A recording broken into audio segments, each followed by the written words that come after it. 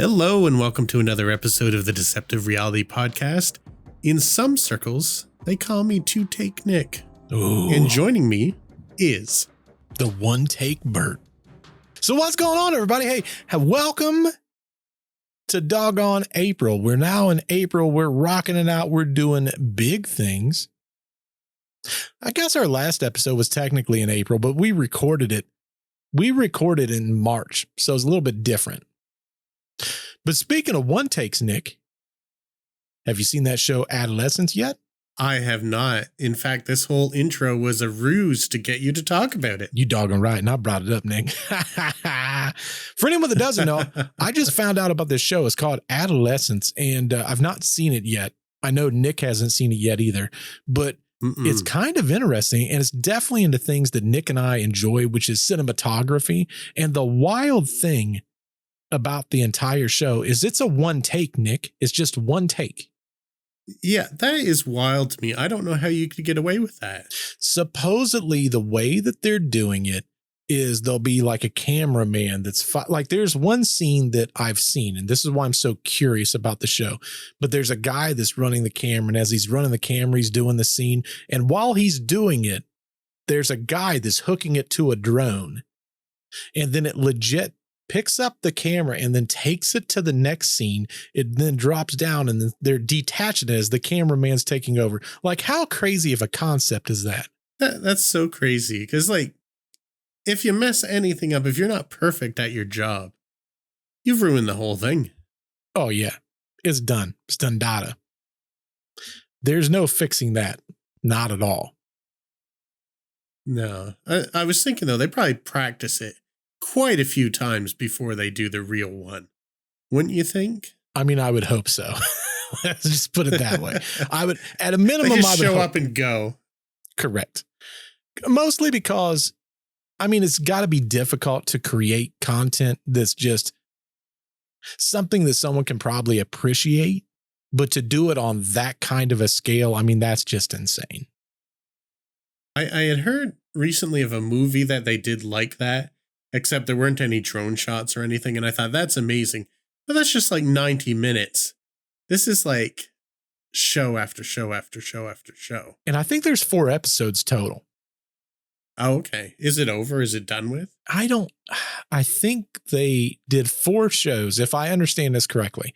I think they did 4 shows, and the 4 shows was just kind of put out there to see if someone would bite. And it's not based on a true story. It's technically based, I believe, loosely on the stabbings that was happening in the UK. Okay. So I don't know. It's interesting. I want to see it, but it's like, for anyone that doesn't know, it's a very dark themed show. And it's about if you're a parent, you might be a little queasy with it. But supposedly there's a lot of things that as a parent, you can learn from it also. But in essence, it's about a 14-year-old that unsubscribes another child in life. Okay. So a very dark scene, and the entire thing is about as a parent, did we not catch on to this? How did we not know this was a thing? Could we have done something better? And then it kind of goes through the entire story. It's kind of related, but do you know who Sue Klebold is? Mm-mm. You remember Columbine like 20-something years ago now? Yep. Yeah, I think it was 20-something. Yeah, 26 years ago now. So she made a whole career after this because her son was, I can't remember if it was Eric Klebold or Dylan Klebold. I forget which one was the Klebold kid. Mm-hmm. But her son was one of them, and she's made a whole career of explaining why it's not her fault, and, you know, how parents should know better and how they can pay attention, but you still can't know sometimes. Like, kind of reminds me of what you're telling me about this show a little bit. It could be such a difficult thing because as a parent, the main goal for us as a parent is to try to get our child to the next phase in life, to get them moving in the right direction. And we try to instill as much thought as we can. but you don't know what sticks and what doesn't. Not only that, but different personalities, different strokes for different folks. And, their capabilities as far as how they look at the world and how they look at life. And well, you're also not the only influence on your kid either. Correct. There's a lot of outside things. And I mean, we're still having this conversation today, nurture versus nature. Right. Like, is a kid going to be bad because they just happen to be predisposed, born that way? Or is it about what you teach them? Or is it a mixture? And I'm sure it is a mixture. It probably is a little bit of all of those things. It's kind of like there's a saying, and I think the first time I heard it was technically on Joe Rogan. Mm-hmm. And I have this conversation with my kids all the time, and I'm sure they're probably tired of hearing it. But I heard it from him, and I'm like, man, that's such a good saying. But I think that it's true. And our kids live in I think I've said this a few times, I think that our kids have life so easy, and it's just a continuation of, like, my parents had it harder than I did, and their parents had it harder than they did. But the saying is, hard times make strong men. Right. Strong men make easy times. Easy times make weak men. Weak men make hard times. It's like a vicious circle. Yeah, I've heard that before. It's kind of true, really. Oh, it's very true. It's very true. I mean, like I forget who it was I was having a conversation with the other day, but I said, if we lost our power grid right now, the bulk of the world in the United States would probably die. Oh, everywhere. Yeah. Every first world country probably would. For sure. Because we don't know any better. Every third world country is going to be like, I don't even notice. Right. Like, could you start a fire yourself? I could too. But do you know how many people probably can't start a fire? Oodles. I don't know if I should tell this story. Uh-oh. This is good already. A friend of mine. They're never going to listen to this show.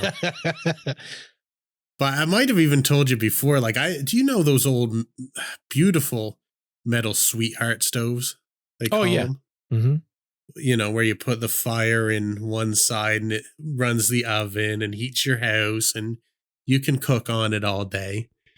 Well, friend of mine, genius guy, ran up hundreds of thousands of dollars in university. Oops. Smartest guy you could think of. Smartest in books. Comes over to my house one day. And this was when I had just moved home from school and I was living with Dad for a little bit. And he's got like this wrapper. And he's like, oh, do you want me to throw this in the garbage? And like a lot of people who lived in the country would be like, oh, no, just throw it in the sweetheart stove. Yep. So what does this guy do? Very smart guy. Opens the oven and throws it in there. And I'm like, I look at Dad and he looks at me and I'm like, what are you doing? And he's like, you said throw it in the stove. I'm like, yeah, we don't want you to bake the garbage. There's a part of this that's got a fire in it. Yeah. Like, he couldn't start a fire. No. He couldn't shoot a gun. He couldn't start a fire. He could tell you how to build an astrolabe or something like that, but he couldn't build a shelter or anything like that. It's absolutely insane when you think about how you and I was talking about it before we jumped on the podcast. Like, our lives has evolved, even us, like those of us that I'm like, my kids have it so easy. And then I look at like me and I'm like, gosh, dang, I've got it so easy. Like, I was just telling Nick before we even got in this episode, like I'm one of the first backers of the B.dot computers. And for anyone that doesn't know, it's just a thing that just sits on your wrist, or like you can take this device out. Like, the wrist thing's just another thing. They also have, it's like a pin, like a pennant. But all you do is you like push this device out of this, and it's just like looks like a thumb drive, kind of. Yeah, it does. But you can legit just click it anywhere. And what it does is it listens to your entire life. Now, some people would be like, oh no, that's Big Brother. I don't want no part of that. You know what I'm saying? And I understand it. But the interesting thing is when it listens to your entire life and you don't really do anything that you probably shouldn't be doing. Yeah. Like it tells you so much information that you forget, or things that you remembered a certain way.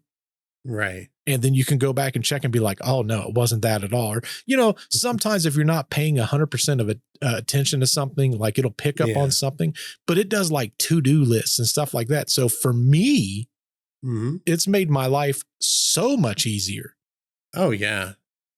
Like what you were saying though, is you and I could still go survive. Yeah. If we needed to. Correct. I'm not going to speak for you. My dad's tougher and smarter in the wild than I am. Yeah. His dad was tougher and smarter in the wild than he was. Yep. Are the ones after us going to be the weak people? That's the thing. Or is it still going to go further? That's the thing. Like my kids, none of them has taken up a desire to learn to hunt. None of them have had a desire to shoot a gun. Right. So I shouldn't tell this story, but I can't tell you how many times my son will say, how do I do X, Y, and Z? And I'm sitting there staring like, really? Like you can't figure this out? And I'm a horrible parent because he'll be like, how long do I put this burrito in the microwave? I'm like, well, in the oven, it probably would take 30 minutes. So do like half. And he'll be like, really? Like 15 minutes? I'm like, just throw it in there, see what happened. You know what I'd tell him if it was me? I'd be like, no one knows how a microwave works. You just throw stuff in it and you put a random time. And if it's too hot or too cold, you've done it wrong. Yeah. It's too long. If it's too hot, you did it too long. If it's not hot enough. Microwaves are not predictable. There's no science in a microwave. It just blasts it with space rays. I will say, the tricky part's when there's liquids included, because sometimes you pull out the bowl and it's like 7,000 degrees. Yeah. And then you sit there and you blow on it, you put it in your mouth. It's like freezing cold. And you're like, how does this even happen? It's like a bowl of spaghetti.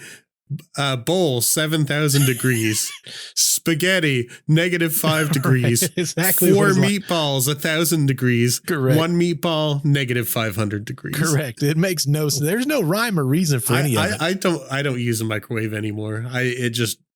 I'm not joking when I say if I had a kid who asked me how long to put something in the microwave, I'd be like, I don't know, man. No one knows how the microwave works. Just figure it out. You just beep boop until it's hot or cold as you want it. Man, it's crazy, man. It's absolutely insane. I'm convinced a microwave sometimes makes things colder. I mean, it's probably possible. Like it's just, I don't know what's going on with that thing. I will say there is one thing that it thoroughly impressed me so much. We bought these. It's like sandwiches. They're like, you can get like grilled cheese sandwiches or like a ham and a cheese sandwich. Right. And what's interesting is you leave them in the freezer. Okay. Like they're a freezer food. And then the amazing thing is it tells you on the package, put it in the toaster for, I think it's like 45 seconds or something. No, a toaster is a machine I can trust.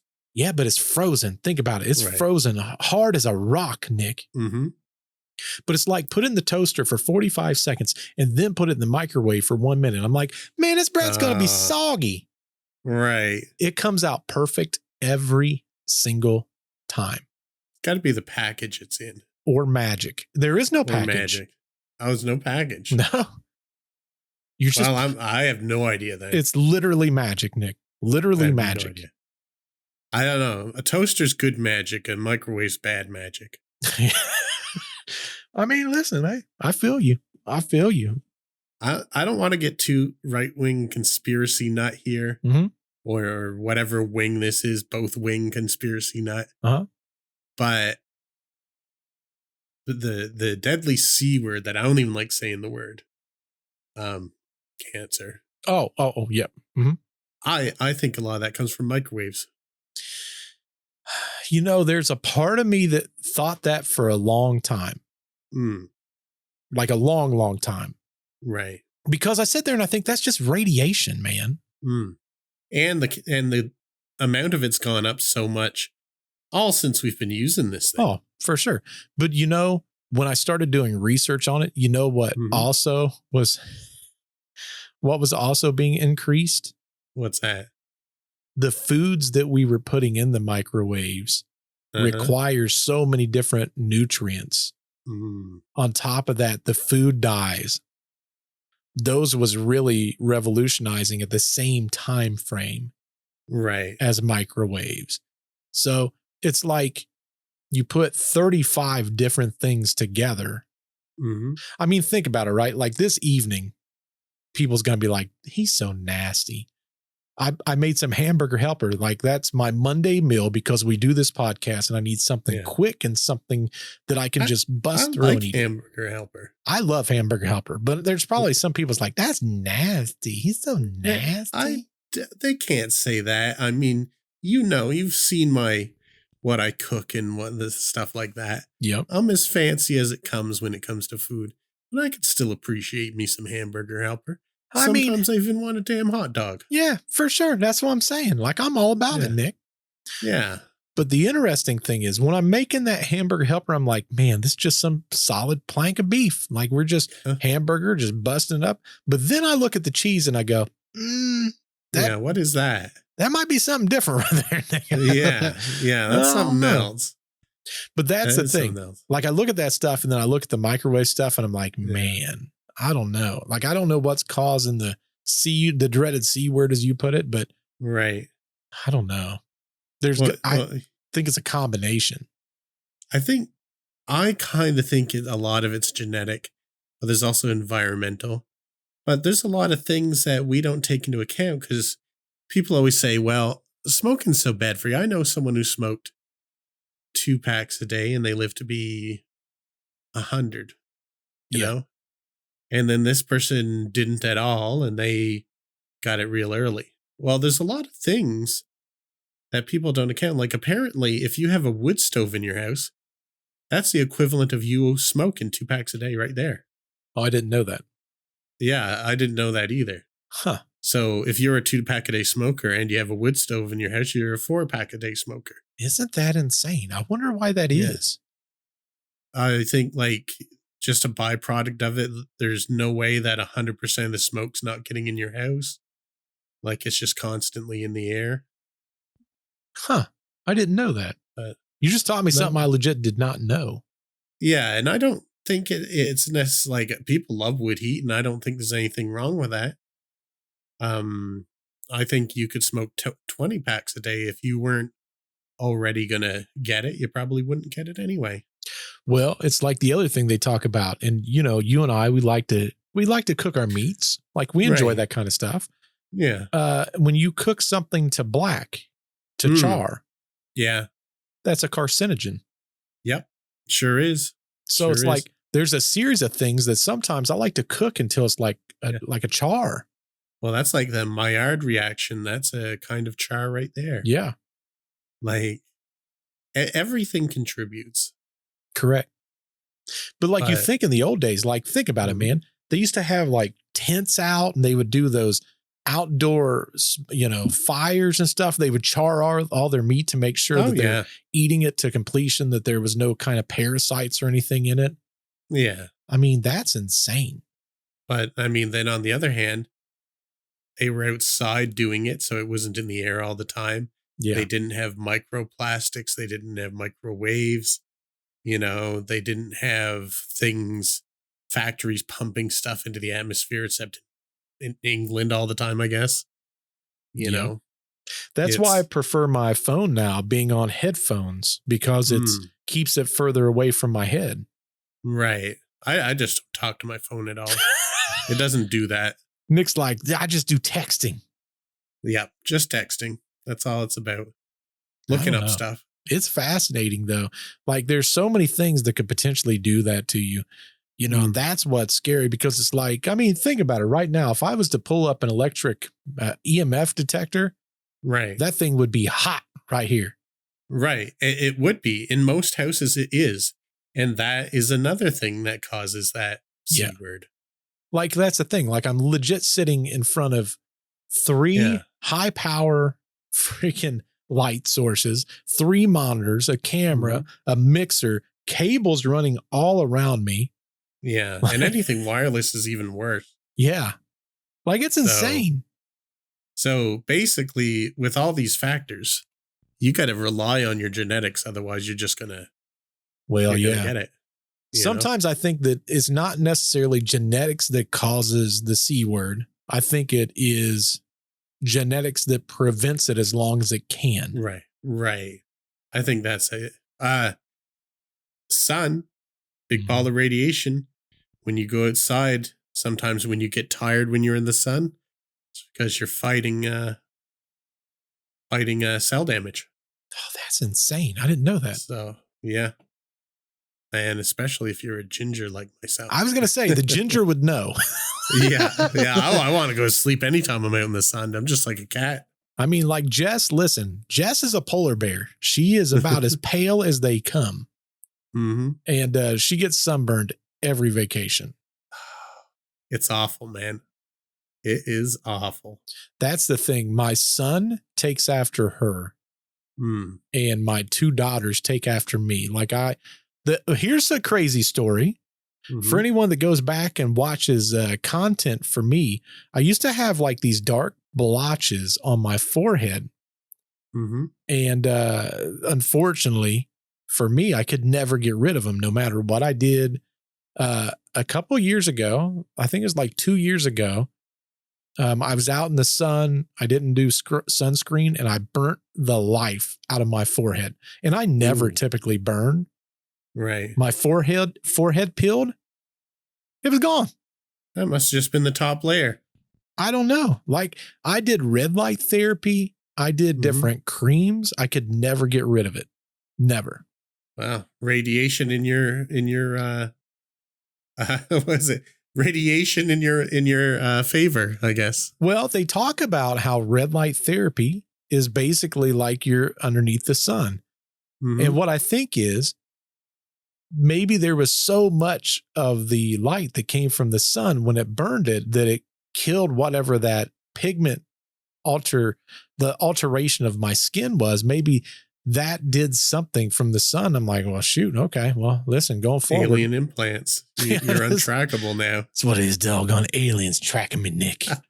It wouldn't take a whole lot. Listen, all I got to do is just beam into whatever this B device is. See, they can't though, because then they'll be detected if they connect to the network. That is true. They better remain quiet, right? That is true. That's very true. Which reminds me, B, that's your one free shout out. That's right. After that, by golly, listen, we need a sponsorship. We do. They really should. They really should. Listen, we will promote the life out of your stuff. And people keeps buying. Like, I can't tell you how many people now has bought this product that I can't name, but it's an inhalant because I gave you one for free. But anyway, everyone's addicted to those things now. All because I've been talking about it here, and everyone's really ticked off that they can't buy them here. See, Nick, in your package. Right. You're going to have 4. I'm not sharing. I ain't sharing. Well, there's 4 different flavors. I mean, if you share, you'll never know what one of the flavors is, Nick. I'm gonna stick one in each nostril and 2 in the mouth. Well, I told Nick, I said I couldn't send out a package because he really wanted these Post Malone Oreo cookies. Oh yeah. Well, my friend more than anything, but yeah. Well, the funny thing is I told him, I was like, I'm going to grab them. We talked about it in the podcast probably like a month and a half, 2 months ago. Mm-hmm. And around the same time frame, we talked about boom boom sticks. And we looked it up. Nick couldn't get any. And I'm like, man, I need to wait and get a boom boom stick and then throw that in his package so he has it. I'm like, it'll be back in stock. They did not come back in stock legit until probably a week and a half ago.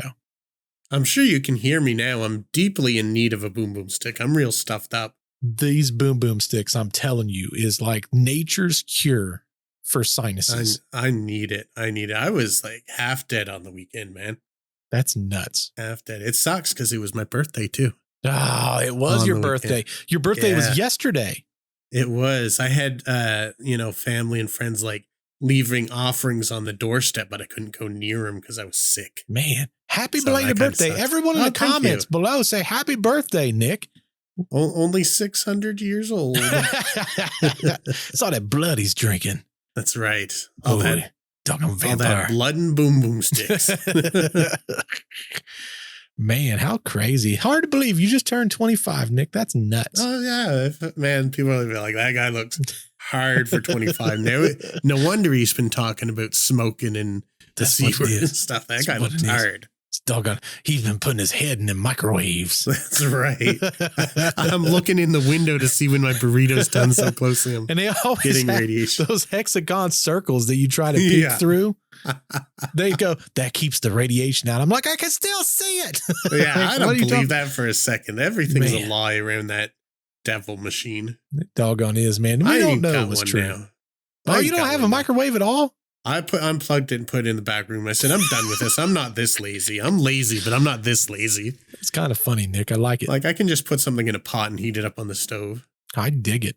Well, here's the funny thing. I told Nick, I said, I'm going to have to send out your package this week. And then we started talking about the B computer. And I'm like, look at that. Maybe I'll throw that because he can't get that in Canada either. Right. Like, that's got to come from the U.S. Man, I'm just running up a tab here, man. You know what it is? It's the doggone U.S. has all the good stuff, Nick.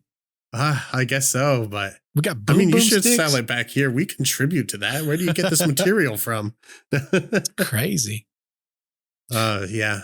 But I mean, you guys got a lot of cool stuff. Like, you guys are innovators. Yeah. Without a doubt. Well, like, this is a big one because, as you know, I'm a huge component. You know, I'm, if anything, an advocate for anything AI related. Like, I love AI. Oh, yeah. And like, I purchased, I think it was September of last year, the Friend neck chain. Yeah, you were saying about that. And they kept saying it's going to come out the first quarter of 2025. And then it came out, you know, whatever it was, like a month after I bought it. Okay, there's going to be a pushback to quarter 2 of 2025. And in doing that, we're going to give you the development tool and we're going to send you the development hardware as an apology and blah, blah, blah. So I got that and I wore it and I'm like, this thing is okay, but it kind of sucks. Like, it's not exactly what I was hoping for. Like, it's better than nothing, but like you could never tell when you was charging it.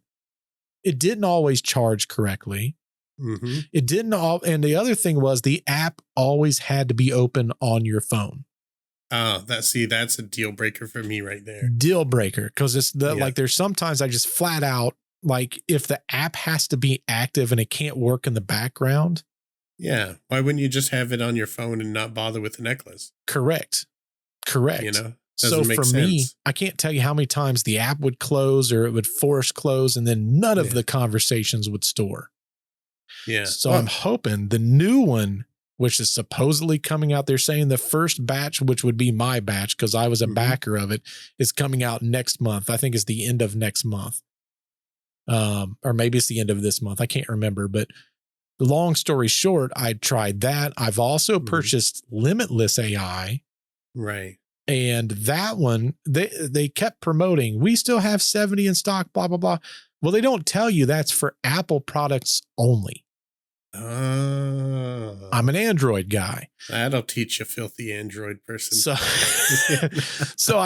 they were like $99. Now they're $400.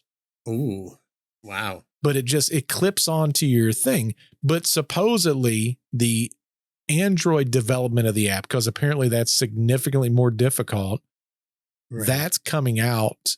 I think they said next month. So it'll be next quarter we are supposed to receive those, but again, only in the US. Now the B computer, I bought it and a week later I had it.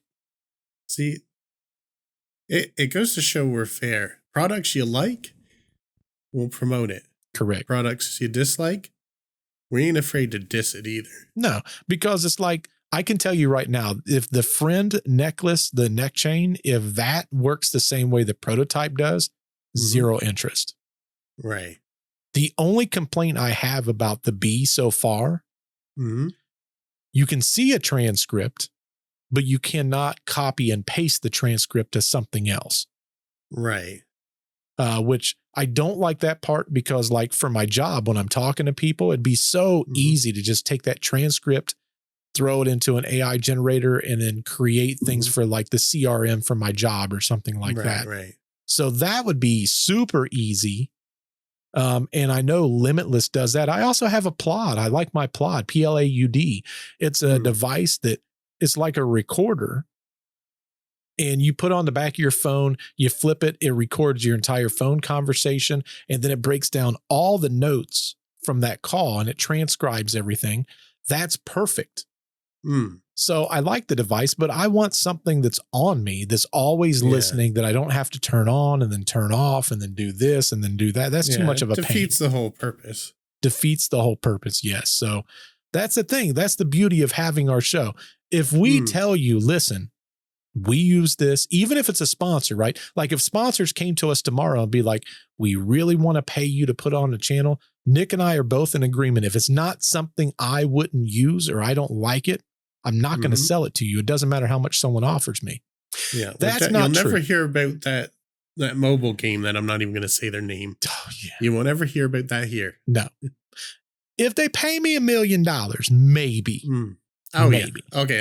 Everyone's got their price. Everyone's got a price, folks, but it's going to have to be a real high price tag. But again, if there's something I don't like, listen, if you have a crap product and something's not quite working out right, sorry. You better not come around here. You know, don't be coming around here. Speaking around here, last week you teased, you have a little story for us, Nick. Yeah, it's an older story, but it's like a pretty wild one. So I think you appreciated it. You showed appreciation for this movie. But do you remember what my first horror movie was? My most favorite movie of all time. Was it Poltergeist? It was Poltergeist. Yeah, I knew it. And I think you probably heard there's some strange occurrences going on around that. That's facts. Basically, almost everyone involved in it died before the last one came out. Yep. And they thought it was all related back to one thing that they did. And that's because they had a scene. Do you remember where she's in the pool? She gets dragged into the pool and skeletons start popping up around her. This is the mom. Yep. Well, at the time, hard to imagine, but real skeletons were a lot more cost effective than fake ones. Right. So they thought that the curse started around there, but even like he didn't do the entire movie, but Steven Spielberg worked on this movie too. I don't know if you knew that or not. I did. Yeah. He wouldn't work on the movie unless someone else was around. Because after the skeleton scene, he thought this was cursed. And do you remember our beloved little Tangina? Yep. The little medium? Mm-hmm. She wasn't really a medium, but she kept having dreams of death and curses while this was going on. Just like her character might. That's insane. So there was a lot of stuff going on, and I'm going to save the craziest for last, but do you remember in the first movie, there was an older sister? Yes. And in all the other movies, they just never spoke about her again. Yeah, she was, it's like they did away with her entire character. Yeah, they just never talked about her again. Well, that's because she was played by a girl named Dominique Dunn, who was sort of up and coming in Hollywood. Like she was set to be a real popular actress. Well, she had a boyfriend named John Thomas Sweeney. Yeah. And he was not a good guy. He was abusive, verbally, physically, everything like that. And a year after the first movie came in, she was getting real popular. She went over to a house of a friend actor of hers named David Packer. Have you ever heard of a TV show called V that used to be popular? I don't know that I know that one. Well, it was a sci-fi show, and I think they remade it afterwards, but it was called V. He was set to be a next big actor. He was sort of an action guy, you know, one of those like Stallone, Schwarzenegger kind of guys, almost like that. Yeah. She went over to practice lines at his house, and John Thomas Sweeney showed up. And he was like, oh, she don't want to talk to you or anything like that. And he was being real irate. So Dominique Dunn went outside to talk to him. And he started to attack her on this guy's front lawn. And David Packer, called 911, but hid. He didn't go out to help her. And John Thomas Sweeney basically strangled her on the front lawn and killed her. That's insane. So that was sort of the first victim of the curse, the first real victim. But sort of a side victim was David Packer, who was never able to get roles again. Everyone labeled him as a coward who could have done something, could have prevented this, but he just hid behind a couch in the house. He called the cops. That's good on him. But he basically lost his career because of that as well. And probably the guilt was not good. Like, he could have gone out there and got hurt too, but right. I don't know. That would weigh pretty heavy on me, especially if I was yeah. friends with the person. But that basically ended his career. So moving on to the next film, they really had no choice but to just leave her out. And they didn't want to say, oh, she's gone off to college or something like that. So they just basically pretend she never existed. Yep. So I don't know if you remember second one, but the second one, they introduced actual Reverend Cain. You remember that old fella? Right, skinny, looks scary as heck. I don't think so. I'll be honest with you. The second one I saw so long ago. Right. Well, he wore a all black reverend suit and he had the cap. Oh, yeah. And now he'd show up places like, oh, hello, Carol Ann. Yeah. You know, you need to help us, lead us, Carol Ann. Right. You know, right, creepy guy. Well, as the movie went on, he got more, you know, sunken and scary looking. But that wasn't a part of makeup. He had the big C that we were talking about earlier, cancer. And it started to wither away at him while he was on that. And he passed away from stomach cancer before the film even came out. Oh, wow. Now, if you remember him now, you probably remember the Native American shaman on that same movie. Well, he actually performed an exorcism on the set of Poltergeist 2 because things were happening to the crew and cast all the time. And they were starting to believe there was a real evil going on there. So what kind of an exorcism did he do, though? Did he do like the shaman belief or did he do like the actual like Christian belief? Do you know? Yeah, it was the shaman, the native belief exorcism. Interesting. You know, probably with sage and that kind of That's stuff. what I was going to say. I was curious if it was something like that. Because technically, they say the two most powerful versions of exorcisms you can do is the Catholic exorcism or the shaman. Native American also had a lot of power. I wonder what the connection is or what the correlation is between those. I don't know, but I found it very interesting that that's the case. Yeah, because if you look at the two, well, I mean, native ones is a series of religions depending on what, you know, location they're from and stuff like that. Right. But otherwise, I don't think they have a ton in common other than being really old religions. Yeah, there's not. It's literally a case where it's like, well, okay, you know, I guess in the grand scheme of things, there's probably prayer that's involved in both of them. Right. But, you know, you got to figure shamans, they're going to be, if anything, praying to multiple gods or gods of certain circuits, which is vastly different than what the Christian perspective is. Right. Yeah. Now, I don't want to get too much into the religious aspect, really, but I believe, like in the Christian Bible, back when they were doing like there were other gods, but they were false gods and stuff like that. That's the way it's viewed, yeah. Like Baal. Right, exactly. Because that one apparently had some kind of powers, but not like the one god. Well, Baal's still around to this day.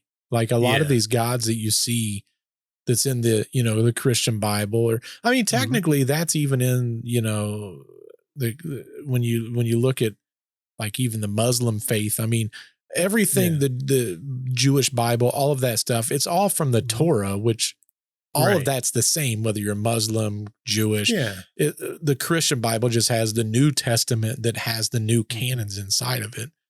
But and I think in the God's words in the Bible was not that there are no other gods. There will be no other gods. Thou shall have none before me. Correct.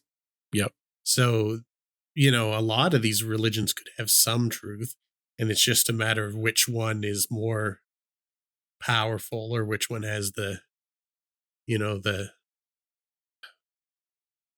I don't know what the best way to say it is, like whose guy is right for the situation, Correct.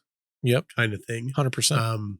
So that could be why they both work, or because the belief and ritual in either of them is like pretty strong. If you look at like Catholic exorcist rituals and you look at native exorcist rituals, I think they would look very similar. Oh yeah, for sure. From a certain perspective, right? Yeah. I would assume quite a bit. I mean, again, it all comes down to, I guess, what your belief system is and how comfortable you are with going into, like, when you look at like a prime example, like we've got the sage and stuff for when we do our tour, when we do those houses, and, I've got everything that I need to do that too. Yeah.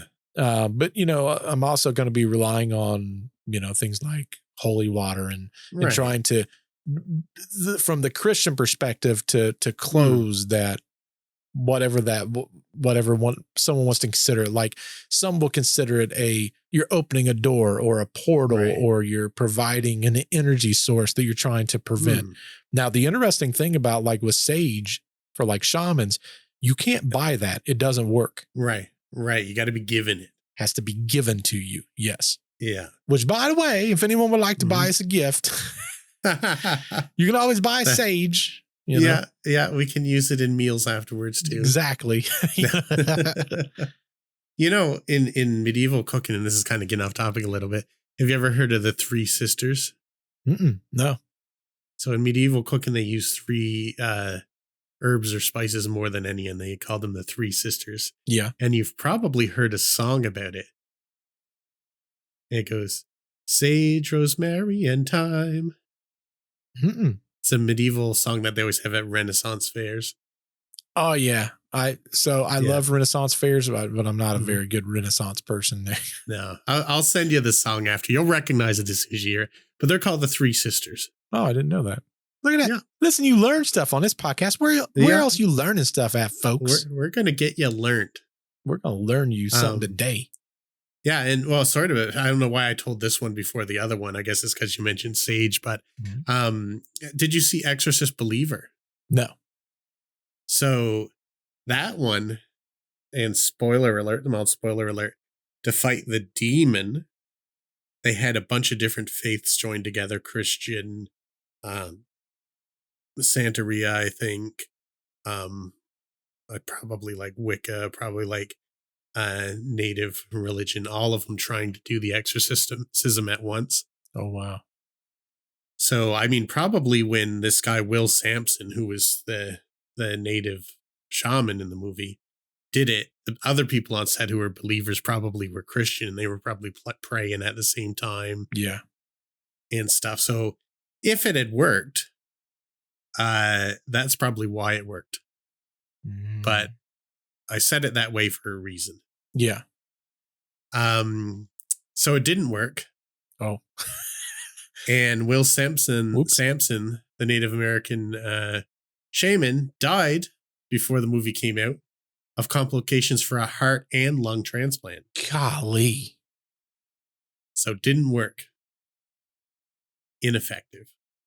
That's insane. But yeah, it was all back to those skeletons is what they thought. And I had a note here that it was a Cree Nation spiritual cleansing ritual that he did. And some crew members claim that the atmosphere improved briefly afterwards, but immediately got way worse afterwards. That's insane, dude. So Jo Beth Williams, that was the mother in the movie. Every time that she'd return home at night from shooting, all her pictures in the house were turned crooked. Zelda Rubinstein, that's Tangina, which is my favorite character. She always reminded me of my grandmother too, like a little short lady. So I always liked her. She had premonitions constantly of death and felt a dark presence around the set all the time. And she was not a medium. She was like a regular actress. I loved her too. She had that certain level of creepy. She was creepy, but also she put me at ease. Like I believed in, like if Tangina showed up somewhere and told me to do something, I'd be doing it. Oh yeah. I wouldn't question her at all. She just had that creepy voice. Everyone went through something. Do you remember in the first one, little Robbie got attacked by toys a lot? Oh yeah. And you're talking about in the very first movie. Yep. So do you remember he had a mechanical clown doll that was quite scary? Yep. So that doll actually strangled him almost to death by accident until a bunch of crew members jumped on it and tore it off of him. That's nuts. How did that happen? Right. It just malfunctioned and got twisted around him during the scene where everything was flying around the room, wrapped around his neck, and he couldn't get it off. It took 3 people to get it off of him. That's wild.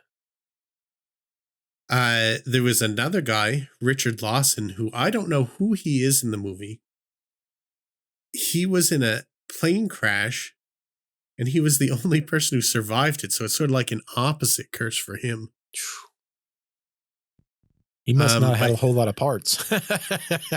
I guess not. I don't know who he was. I'll have to look that up after.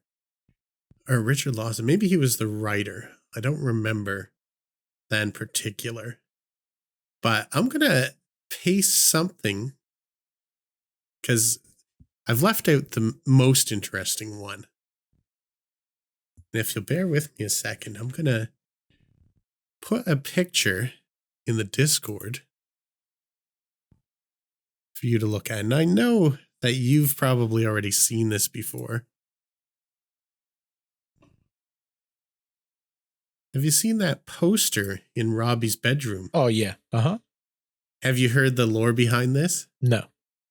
So this poster is a poster in the kid's bedroom. It shows up in every scene in that room. And it's a poster for the 1988 Super Bowl, Super Bowl 22. This movie was filmed in 1981. It takes place in 1982. So why is there a poster of a Super Bowl 22 that takes place in 1988 on this kid's wall? They cannot find out who made it or who put it there. Wait it just showed up on set.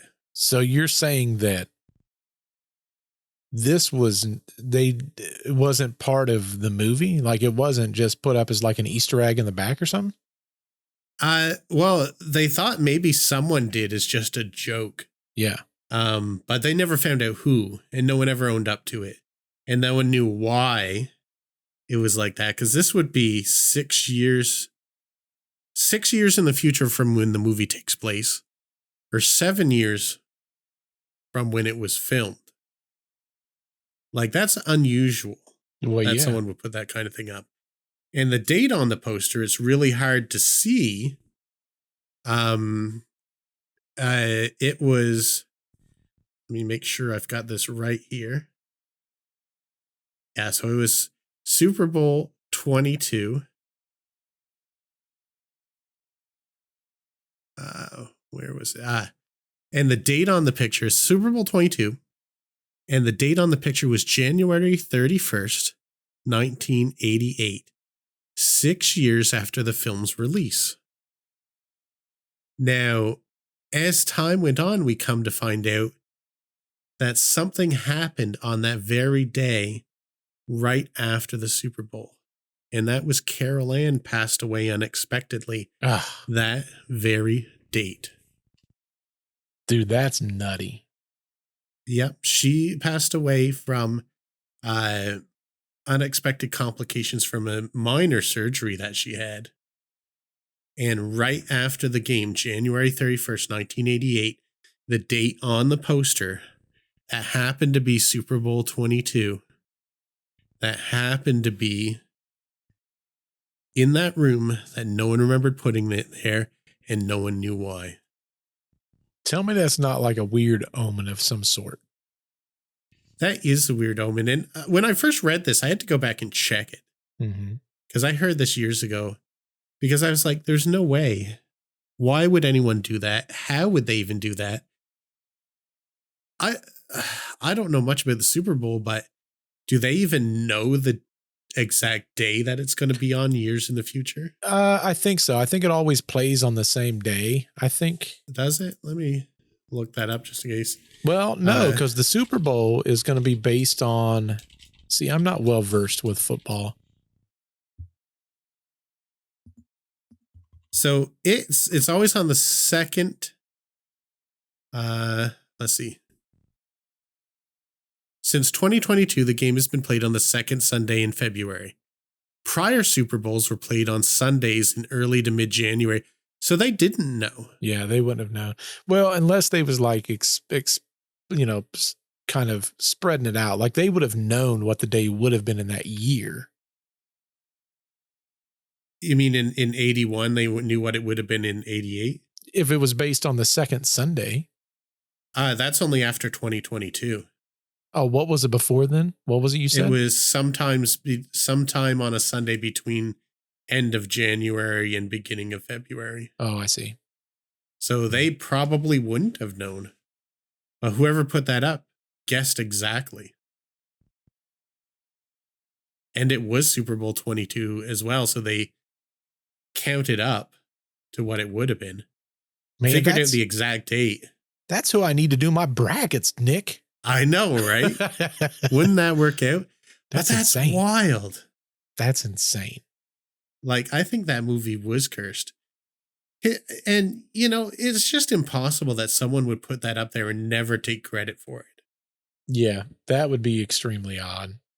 Like, if they just did it as a joke or something, years later, when it actually was discovered to be this, they would have been like, yeah, I did that and I predicted it somehow. Right. But no one ever come forward and said that. Makes you wonder what there is. I think a lot of times, a lot of these actors, I think, will tap into things that will potentially open up doorways to things that maybe they're not intended to. Or in like the case of this movie, like we're talking about, those skeletons that was in that pole. Right, right. To a degree, that's considered like a desecration of someone's body. Like that's... Yeah. For entertainment purposes only, they're using somebody's leftover skeletal remains to make a movie. Like I would curse it. I know. Well, I mean, back then people took that kind of thing. I would question a lot more seriously than they do today. Oh yeah. In my research today, I was looking for that poster, and I also remembered one thing that people don't talk about either.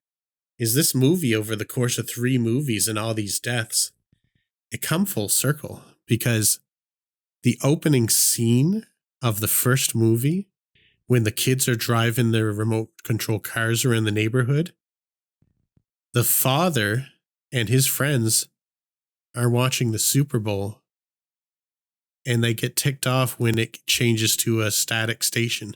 Oh, wow. So it starts with a Super Bowl, it ends with a Super Bowl after all these things have taken place.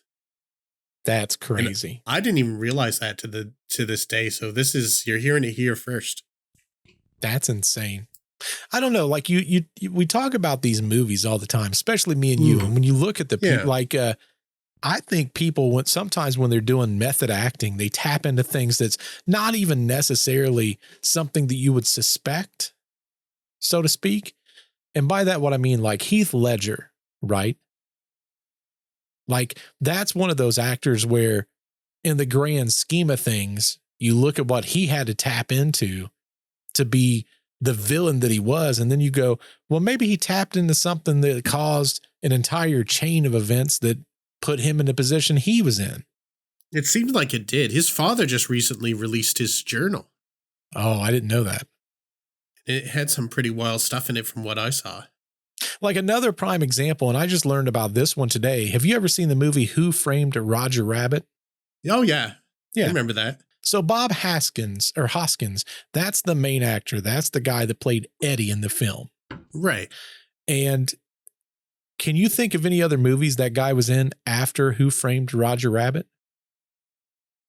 Not really. Do you know why? He started having a, almost like a, I guess you would call it like a mental breakdown. And the reason for that was apparently in those film where he was talking to like Jessica Rabbit and to Roger Rabbit, there was no one else in the room. It was just him. And he had to pretend like they were there. And after filming, he had to get help from a psychiatrist because he said that Jessica Rabbit never left him. He saw her That's weird. Everywhere. He was so good at it too. I wonder if he wasn't seeing stuff the whole time. Well, they said that he was. He said that he tapped into something and the Jessica Rabbit character never left him and he had to get psychiatric help. And that's why he never filmed anything else. He said that ruined him for the rest of his career. I mean, that movie probably took months or years. Oh, it was, I mean, that kind of film was revolutionary. Oh, yeah. It went through, I watched a documentary on it. It went through a lot of different iterations before it came to be. Oh, yeah. Like it almost had its own curses, really. It really did. Because, you know, when you think about like Who Framed Roger Rabbit, like nowadays when they do those films and it's like a cartoon character or something, or even like there's CGI movies out nowadays. Well, there's someone typically in like a green suit that they just mask out. So there's still someone there. But when you think about it, he didn't have anything. So he had to almost envision these people. Yeah, they said when he was doing it, it was almost like he had perfect timing on when to stop when he grabbed something or stuff like that. So there was something going on there. Well, so I'm reading here. Hoskins, 67, admitted spending 8 months talking to a cartoon character affected his mental health, and he began seeing characters from the film long after shooting finished. Wow. He said, I think I went a bit mad when working on that and lost my mind. The voice of the rabbit was just behind the camera at all the time. You just have to know where the rabbit would be at all times. And Jessica Rabbit and all of those weasels, the trouble was I learned how to hallucinate. If you do that for 8 months, it becomes hard to get rid of it. I want this to be, I went to this one also known as an event is what he meant, but where I was talking to a very country lady with a big hat, and there was this weasel in her hat. And Hoskins' hallucination grew so problematic, even his young daughter began to notice that he was struggling. He adds, my daughter, when I got home from filming in San Francisco, said, Dad, slow down, slow down. You're being very mad, mate. And I was. So he had hallucinated to the point. But the question I would have is, how do we know he didn't tap into something? You have to wonder about that because I think people can. Yeah, for sure. I mean, you know, we talk about it all the time. We talk about how there's these other dimensions and I legit see a spider up on that light. I wished I wouldn't have seen. All right. We're just going to pretend like that doesn't exist. But you know, a lot of times we say that we think there's extra dimensional planes and then we're tapping into something and there's, you know, all of these different things. Well, now I kind of question, okay, well, you know, is there something that makes it to where maybe like these actors are tapping into like some dimensional plane to create these characters. I don't know. I think we can through our minds, and I think we do a lot of it in our sleep. One story you told me once really stuck with me, Mhm. and from some voices coming from without and through the phone lines and stuff. Yeah. I think there's a lot of ways that we can tap into this. Oh, for sure. There's definitely going to be things on it. It's funny because, there's a lot of reports that I have and different things that I find interesting. Like there was a thing from science that came out, I don't know, it's probably like 4 or 5 months ago.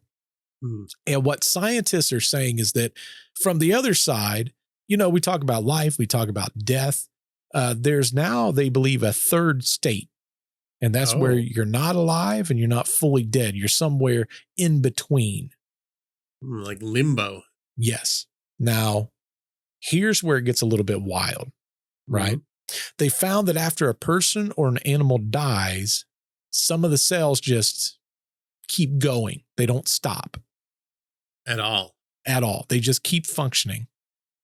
But Hmm. not only that, but under certain circumstances and condition, these cells can start building brand new multicellular structures. Huh. Like if you go full on with like a microscope and you look at it, the life forms, they weren't exactly like they were before. Right. And they've been calling them this specific name, and it's called xenobots and anthrobots. Okay. Now, the xenobots, those come from frog skin cells taken after the frog is dead. And somehow they start assembling into these almost like it's like a blob creature that will move around and repair itself. Oh, will it turn like? Do they think it's trying to turn back into a frog, or? They don't know. They're just now figuring out. They consider it almost like a biological Roomba. Is Oh, basically okay. what they consider it. But they can replicate themselves too. Hmm. And that's without growing and without dividing, just by reshaping other cells that's around it. Man, that's weird. I don't even know what the implications of this is really. I don't either. But what's weird is it's the cell from that organism. It's not like a Right. separate thing that's inside the body. Like, everyone's, unfortunately, when that time comes, Right. your body goes back to dust is the Yeah. equivalent. But in this case, some of the cells, they're still alive and they're basically like, well, this one's done. I'm going to recreate this Yeah. entity over here. Do you know what it reminds me of? What's that? Like in like a lot of movies, like if you kill a vampire, Uh-huh. it would turn into a bunch of insects, and if any of them got away, eventually it would reform itself. Oh, for sure. Which is I know creepy. that's like really gruesome compared to what we're talking about, but Well, not that's necessarily. Like the anthrobots that we was talking hmm, about, in addition to that, yeah, that's from a human cell. right. So it's the same idea as what you're talking about there, and kind of like what this frog thing is. They found that a human lung cell Uh-huh. inside of a lab, they were able to patch up damaged neuron cells. So they could reform the brain. Possibly. And what they're Man, finding now is one day they want to be able to use repair tissue to try to have some type of a medicine that would trigger that immune response. hmm, And after a few weeks, be able to fully degrade or like disappear any kind of expectation of like an expiration date, right? So right. what they're saying is, well, we're going to take this technology and we're going to make it so is that someone's not just going to flat out die based on this Yeah. one organism. But it's strange that there's this third state where they're like, well, this thing that's not attached to Right. this thing is repairing this thing inside the Hmm. body. And that cell should not be functioning, which makes no sense. So let's say a human, Mm-hmm. um, perished in a violent way, Yep. and like maybe some of that cells got outside their body, Uh-huh. and then that cell somehow got to another person, and it went inside them and started rebuilding the neurons in their mind. Yep. Could that turn into a possession, I wonder? Or a zombie. Or a zombie. You know, we talk about zombies so much, you know, and Mm, it's funny because they're also looking at things like here's a great example. Like I put some of right. them down here. Under the right circumstances, some cells can last days and even weeks after Mm, death. Muscle cells in mice have been revived up to 14 days later. huh. White blood cells, they've lasted over 3 days in humans. And depending on how the person dies, kind of like what you're talking about, fast Yeah. trauma versus like a slow illness, Right. different genes kick into post-mortem. So they kick back on Mm. after post-mortem. Some even reactivate developmental genes, like the stuff that tells your body basically how to grow inside the womb. This is really wild. And just what it could mean is just mind blowing. Oh, yeah. Now, on top of all of that, I've got the kicker, right? We got to leave the best for last. You know, Ooh. earlier we brought up consciousness, right? Yeah. They say that some brain cells can survive for hours without oxygen, right? Mm. There's even been like studies where bursts of brain activity shows up to 80 minutes after a cardiac arrest. And that's crazy. So now they're starting to ask the question, well, if the cells are still firing, Mm-hmm. could some form of awareness still exist? And that lines up with a lot of people that have these near-death experiences where people talk about they feel like they left their body and they saw like their life from a different room. And we've talked about that in a few different podcasts. So the question becomes, okay, was that just that transition between whatever dimension this is and whatever dimension that is? And is it possible that if perhaps they're not ready for the quote unquote download or upload or whatever it may be, is that then what causes these miraculous miracles that cells are playing off of other cells and then kind of reanimating us back to the point to where natural science can kind of put us back into this living realm? Yeah, like meeting it halfway. Yes. I can't see why not. I'd have to say, yeah, probably. It's a crazy concept, but I mean, it makes you wonder. I mean, why else would these things happen? I mean, that just goes to show, man, life isn't always life and death is not always death. There's always something in the middle that kind of plays off of both of those things. So it's kind of like we were talking about before we started the show, like Jurassic Park, life finds a way. Correct. In which we did talk about that. That's an interesting thing. In which I kind of talked to Nick about this a little bit. I found this super interesting. I watched an episode of Joe Rogan. I can't remember when it came out. It may have came out today. I can't remember. Right. It's a recent story if it's what I'm thinking about. Very recent. So what they did was they've been trying to figure out ways of like cloning woolly mammoths.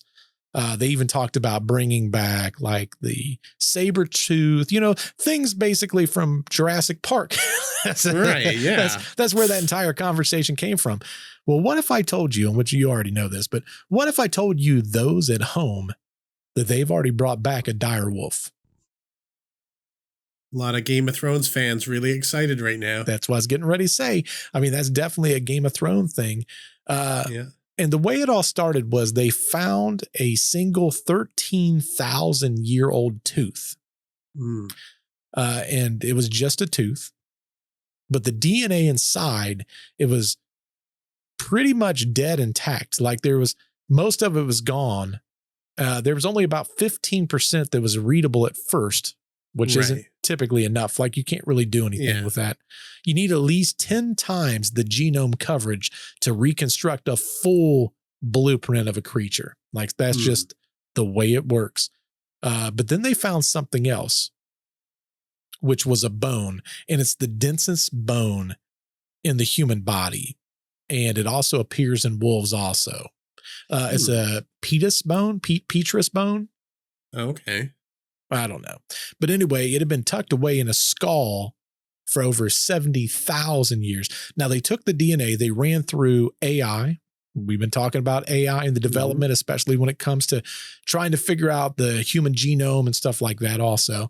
But they did this advanced genome reconstruction software. And after years of work, they created a living, breathing dire wolves. 2, in fact. They look cute unless it was like an AI picture I saw. There's 2. Technically, they have it on the Game of Thrones, that whatever that big chair is that they have. There's a picture of the 2 of them sitting in that chair together. That's the actual chair from the show also. So they took this and they recreated. Now, here's what's wild. They're not in public. They're not in the open. They're definitely wild, but they're being monitored with 24/7 care. They get vet staff, even like an animal hospital that's available. But the wolves, they're showing signs of natural behavior. So they're starting to kind of hunt on their own. They're forming pack dynamics. And the crazy thing is, and this is where people started crying, they've already started howling at the moon. Oh, wow. And I forget who it was that, I think it was the guy that did the Game of Thrones, because he had just purchased that throne from the TV show at like an auction, like not that long ago. But they brought those wolves over to put them in that chair. And while they was there, they were howling. And that must have been quite an experience. The guy, he said something that was pretty renowned. He said, "We've not heard this, imagine this, for 40,000 years, and we're hearing it again." Wow. Like how bone chilling is that we've never heard that sounds as humans. And now we're hearing it for the first time. On the Iron Throne. Yes. Now, what they did, these aren't some lab-born test subject, okay? Right. These wolves are on a 2,000 acre preserve hidden somewhere in northern US. Like they won't even tell people where they are. I can understand why. Oh yeah, 100%. They're not fully grown. They're about 5 months old right now. And get this, they already weigh at 5 months old, 80 pounds. Ooh, they're going to be biggins. They're built like tanks. They're extra stocky. They've got mane-like fur, kind of. Right. White coats because they're Arctic predators. Yeah. One guy said they look like a Shetland pony wolves. That's basically what he called them. Wow. But it's pretty interesting. It's pretty interesting that these things now exist that has never seen the light of day for whatever it was, 10,000 years. I think the last time we found them was like, or bones of them, we assumed it was like 10,000 years. Yeah. I can't wait to see them like full grown, because there's some giant wolves that get found, like regular wolves that get found from time to time. Like, I'm curious how big a dire wolf actually is. I mean, I only have reference based on like games like Ark. Right. Like it's probably a horrible analogy. I know they try to keep things pretty legit, but I mean, like dire wolves when they were full grown in that game was massive. Well, imagine dire wolves are way bigger than regular wolves, right? I would assume. This is a regular wolf.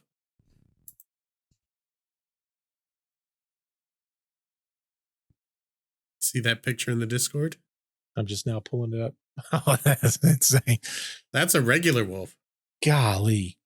I wonder how big these things are. Now I'm just curious and I want to look it up because I want to know how big are dire wolves? Because this is where it becomes a question of, oh my gosh, about 3.5 feet tall, and could even get longer than 6 foot and weigh 150 pounds. Researchers have long been intrigued by the dire wolf because it coexisted with gray wolves, which did not go extinct, but there hasn't been enough dire wolf DNA found to analyze. Well, that's not true now, suckers. Yeah, I guess, that's old news. That's old news. That's insane, dude. I can't wait to see him in a year or two from now. Oh, yeah. I'm going to be super curious because, again, this isn't, like I say, they've created this thing. But then there becomes a question, right? Like we talk about Jurassic Park and we go, man, what's the odds? What's the odds they start bringing us stuff back and then that's what kills us? You know what I'm saying? I'll tell you, if I start hearing more werewolf legends, I'm going to think that direwolves got out. Could very well be. And I did make one promise last week. I'm going to fulfill that promise now before we end the podcast. But, I did bring up the fact that there was a black hole that we could possibly be living in. Yes, I wanted to hear about this. It's kind of interesting, but science has kind of looked at a few different things. I mean, like the smart scientist is significantly smarter than us podcasters. So don't assume that we know all the answers. I'm just reading what's coming out. But, we talked about the James Webb Telescope. We talked about that, 2 weeks ago with your story, right? Right. Finding the new planets and stuff like that. Yeah. Yep. So what they've been doing, they've been studying 263 of the oldest galaxies that we've ever seen that we know exist. Right. And one way, way out, we're talking deep, deep space in our universe. Right. They found something that shouldn't happen in our universe just randomly. Okay. About 2/3 of those galaxies, they're spinning in the same direction. Right. Now, in a random universe, they would say it'd be 50-50. Right. And that's not what they're finding. So they're really saying it's one of two things that's occurring. Mm-hmm. The first one is maybe it's like some type of weird optical illusion, something, to do with the way that our galaxy and our Milky Way is moving. It could be like a Doppler shifting our view, kind of, somewhat, right? Or the entire universe was actually spinning from the moment that it was born. Right. Now, if it was spinning, that points to a very crazy theory that our universe came out of a spinning black hole, right, that collapsed in on a completely different universe. Mm-hmm. Now, there's a physicist who's kind of been pushing this idea. And basically, instead of matter just vanishing into like a singularity, which is what their active theory is, they now believe that when there's a big enough whatever when it comes to the black hole, that the star just completely collapses and it spawns an entirely new universe inside of that black hole. So we're kind of like in a black hole, out of a black hole, in a black hole. What's those dolls called where it's like one doll inside of the other doll inside of the other doll? They're Russian. Like the babushka dolls or something like that? Something like that, yeah. Russian stacking dolls anyway. Yeah. They say it's kind of like that. The universe is inside another universe that's inside of another universe, all because Matryoshka of... doll. So it's called a what? Matryoshka. That's it, yeah. They're saying it's something like that, kind of.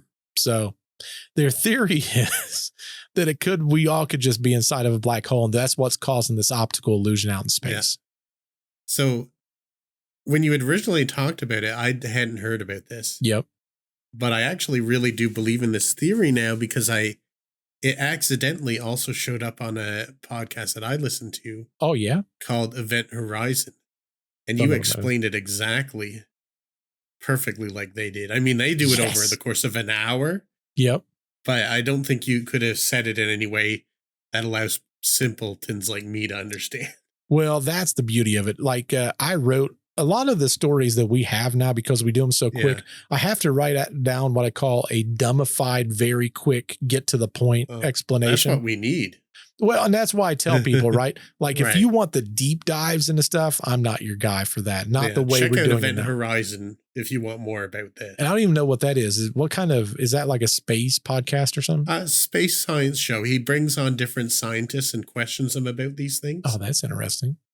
So like if you want to be on the real science stuff, and he actually covers a lot of stuff that we cover, and we beat him to a lot of stuff like, has there been civilizations on Earth first before us? So he goes into great scientific detail about that, where we went into sort of like, here's some circumstantial evidence that points to it. Him and his scientist guests talk about how it's very likely that this happened. Oh, wow. That's cool. And what's the name of this podcast? Event Horizon. Event Horizon. When did he cover the story, the black hole story? Is this recent? Very recent. Hold on, I can find out exactly when. Let's see here.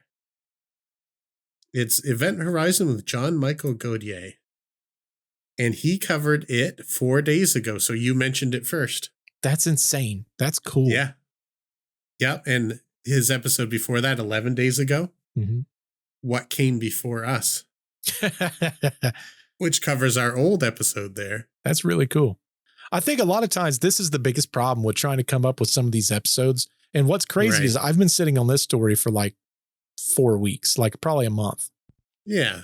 But it didn't fit into any of our other episodes. And I'm like, I'll keep it. I'll hold it. But that's also the beauty of our podcast now too, because we're covering things so quick and in the moment. Right. That we can really cover a new thing that, like, a lot of these things that I have, I mean, they come out of various different places. Like, for anyone that doesn't know, and I think we brought it up last week and we kind of talked about it a little bit last week. I did create a Discord channel for anyone that has a Discord.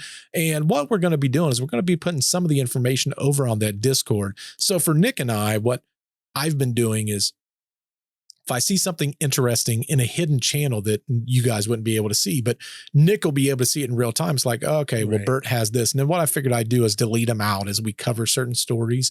Yeah. And we'll just have like a backlog of like information. But for anyone that's curious and like, maybe you want to talk about these things, you have your own theories and stories that you want to talk about, I think that's a great place to go. It's a Discord, and we'll put it in the description down below. I think we put in last week's episode too. But yeah, I can pop it on the website too if we want. Yeah, so I mean, if it's some place that you guys think would be interesting, we would love to definitely talk to you off the grid, and maybe you have a different thought process or an epiphany on something that we've not thought of, and we would love to hear it. Yeah, absolutely. I mean, we're doing that live investigation last week. That's stuff that people could have opinions on that could bring it to us there, Correct. And that's the cool thing. There's a lot of really cool channels that's on that Discord. Like, I tried to create a lot of different things that I think would be interesting to a lot of people.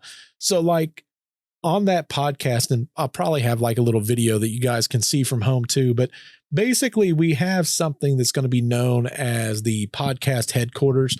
And that's where we're going to be talking about this week's story. So let's use, for example, if you want to see what we're going to be talking about, even in, let's say this will come out on Friday, you could technically go here on Friday and you can see, okay, in this podcast, they're covering story 1, 2, 3, 4, and 5. And then there'll be like a latest episode discussion, and that's where people can discuss it. There's episode suggestions, so you can throw different concepts and ideas down there. And then I even put it like a behind the scenes kind of deal. And what that behind the scenes is basically, maybe it's some funny outtakes that eventually, doesn't make it into the episodes, but maybe it might be something fun to put in there. Or maybe eventually it'll be just, things that Nick and I talk about off the grid that, we can bring up, or like funny anecdotal things that, we have, because there's a lot of funny stuff that gets cut out of the podcast from time to time. Oh, yeah.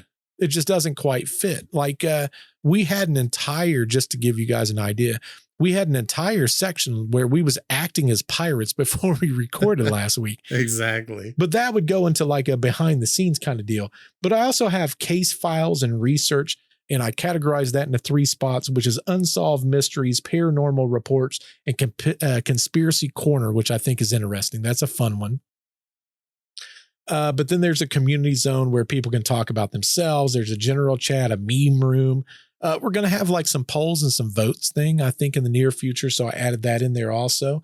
And then there's even a submit a story. So you can submit your own stories. And I did it as text, as a voice where you can record audio, or there's even an anonymous submission where you can just go into that. It takes you to our website, and then you can do it anonymously. So your name's not necessarily out there.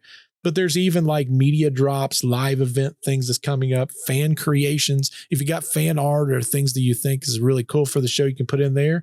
And of course, we're nowhere near this yet, but I also have a merch update section, because eventually, we'll probably be coming out with sponsors and merch pieces and stuff like that, because that's what kind of keeps us alive. But definitely the Discord's a cool place to be if you just want to chat around with possibly myself or Nick. You want to talk to other like-minded people. I really want to kind of start pushing this Discord a little bit. It might be someplace, fun for everyone to kind of venture in and be able to talk to. Because a lot of times, listen, a lot of shows, I hate to put it this way, they have a Discord. The owners of the Discord never talk to you. Right. I've seen a lot of that. Yeah. And I mean, listen, sometimes they're so busy they can't, but Nick and I will make time. If you jump in there, you got some questions, you want to talk, we'll make time from time to time. It's not like we're going to be in there 24/7, but you know, there might be a night when we jump in there and maybe we answer some questions or stuff like that. So definitely going to want to check that out. We'll put it in the description down below. Hopefully you enjoy this week's podcast. I definitely appreciate everyone stopping by. If you enjoy the podcast, make sure that you're giving it a thumbs up, no matter where you're listening to our podcast. Also, comment in the description down below. What story did you like the most? Is there a story that we should have covered that we didn't cover? And lastly, by far the most important, give us that thumbs up and tell your friends. That's how we continue to grow. That's the biggest thing that can help us move along this glorious channel. And one day, YouTube is going to let us out of jail. And then it's all over, baby. It's all over, baby. But hopefully y'all enjoyed it. Until we see you in the next podcast. Goodbye. Adios. Adios, amigos. Adios, amigos.